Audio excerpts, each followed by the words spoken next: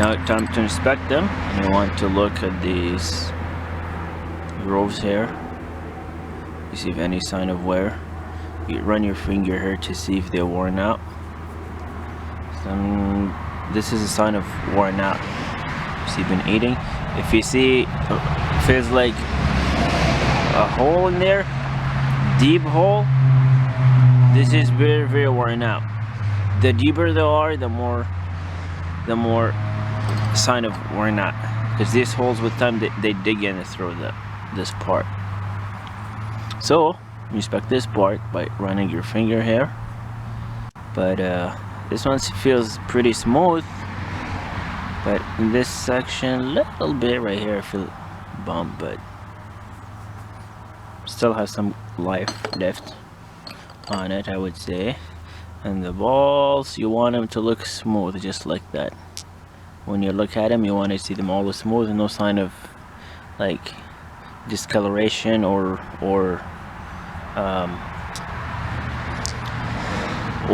getting misshaped.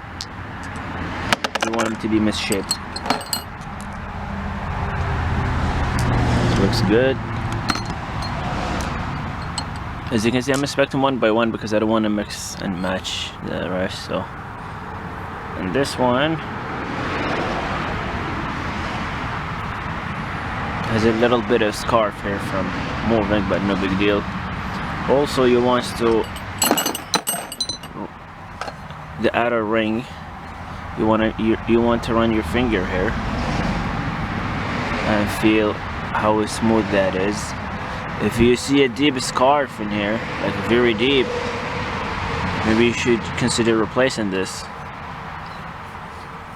But other than that, you see here where the ball make contact most of the time, but it feels smooth. So this one I would say is good. I'm not worried about it.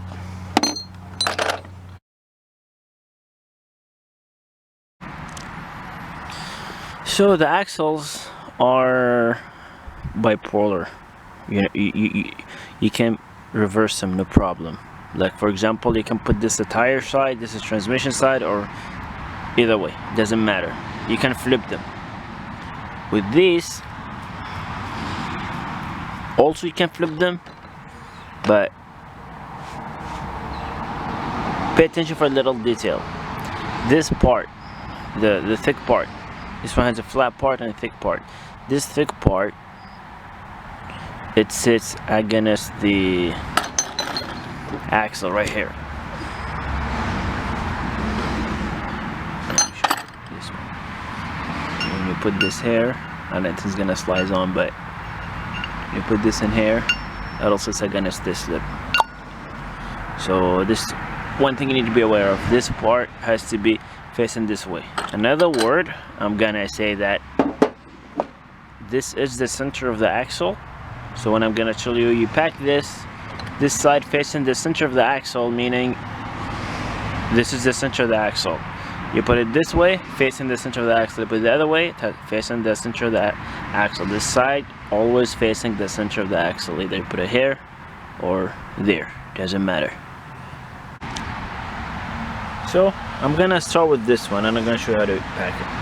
First, you take this part and this part. Okay, you put them together. Now you notice this part has one side flat, another side is beveled. The beveled side is the side where this enters in. Okay, enters. The other side won't get in. This side it does. The beveled side, this one enters. Okay, when it comes in, you can stick it in like this. You rotate it, and you want this side. This is worn out, but the side where it has the thick part, you want it to be facing the center of the axle, which we talked about earlier, facing the center of the axle. But this part, it doesn't matter. It could be facing either way. The reason it beveled on one side so this one can get in. Okay, so this side facing the center of the axle, and then you pack your bearing right there. So take them one by one.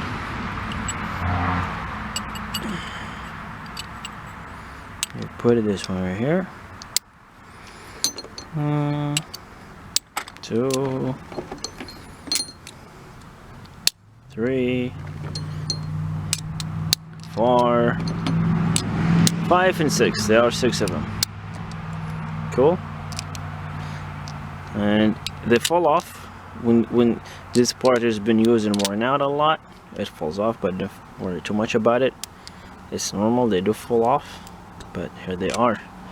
Going to be like this, and then you want to put them into your outer ring. Now I want you to notice that this part, or I should have this one. You see, it has one side of it big, one side of it small, one side is big, one side of it small, one side is big, one side is small.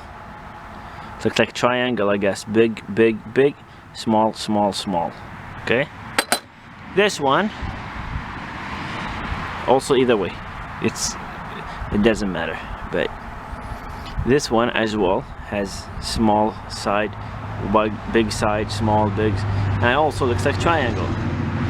Small, small, small, and then we've got big, big, big, right? Now you want the big side facing the small side of this. Okay? I'll show you in a second. Okay, you want to line them up first. Big side, small side together.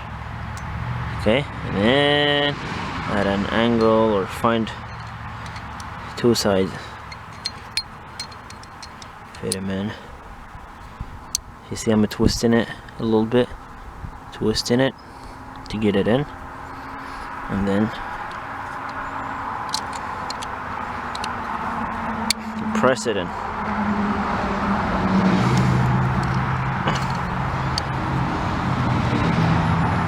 When you don't want to go in, play with it a little bit.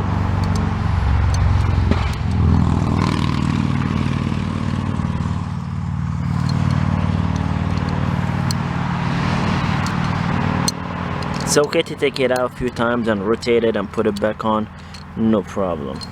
Like, take it out, rotate it a little bit, but make sure big side, small side rule that I just talking about earlier.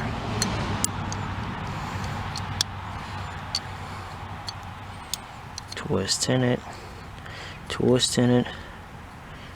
and rotate it.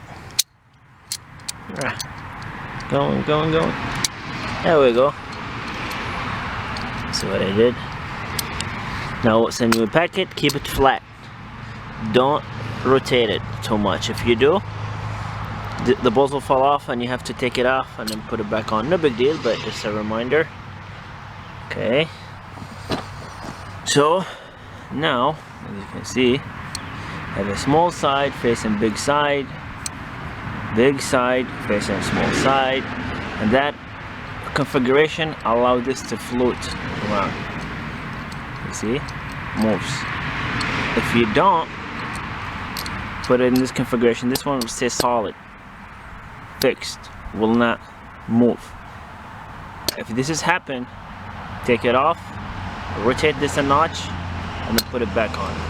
You want to see this. You want to see big and a small, or small and big, or small, big, small, big, small, big. You don't want a big facing big, small facing small. Make sense? Now you see, floating. That's good. So this one is packed and ready to be installed. So you don't want to do the same with all of these.